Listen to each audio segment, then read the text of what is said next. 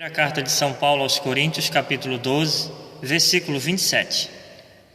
Ora, vós sois o corpo de Cristo. Palavra do Senhor.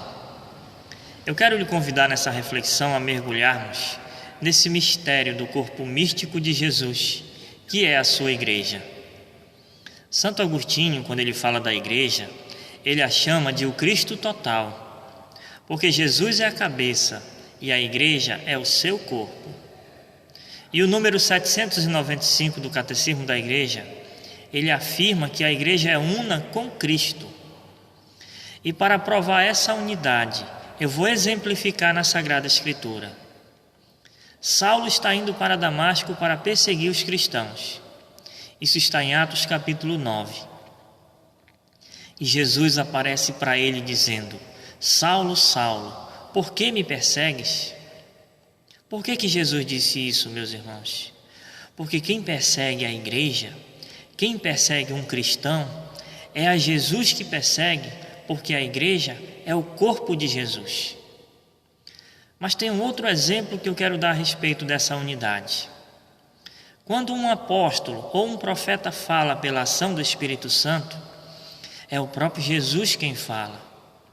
Por isso que na liturgia, no final de cada leitura, nós dizemos: Palavra do Senhor, mesmo que não tenha sido uma palavra direta de Jesus, porque o próprio Jesus mesmo vai confirmar isso em Lucas 10,16, que quem vos ouve, a mim ouve. Amados irmãos, de que maneira Jesus continua manifestando essa unidade?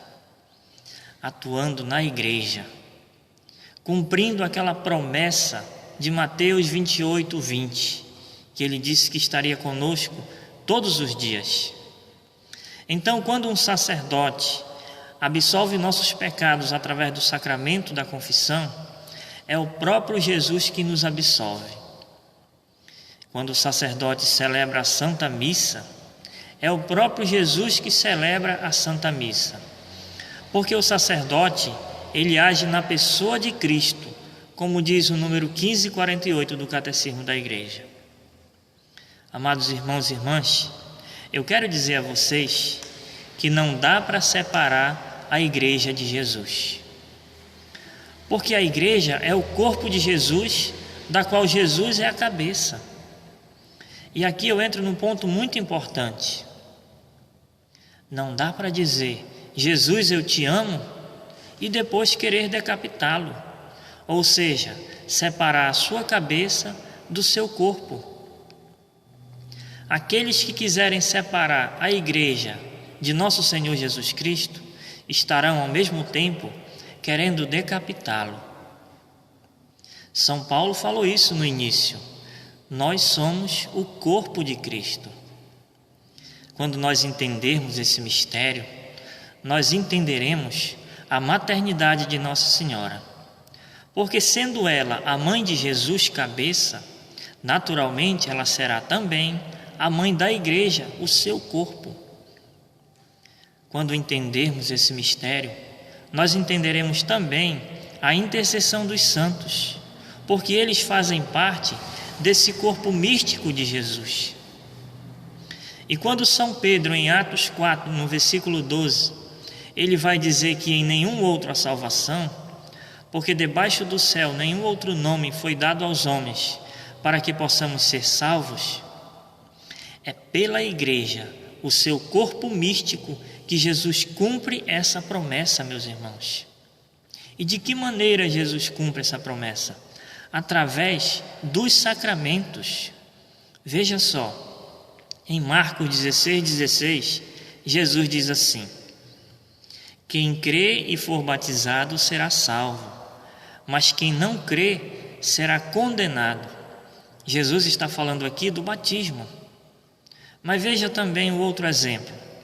Em João 6,54, Jesus diz assim: quem come a minha carne e bebe o meu sangue tem a vida eterna, e eu o ressuscitarei no último dia. Jesus está falando aqui da Santa Eucaristia.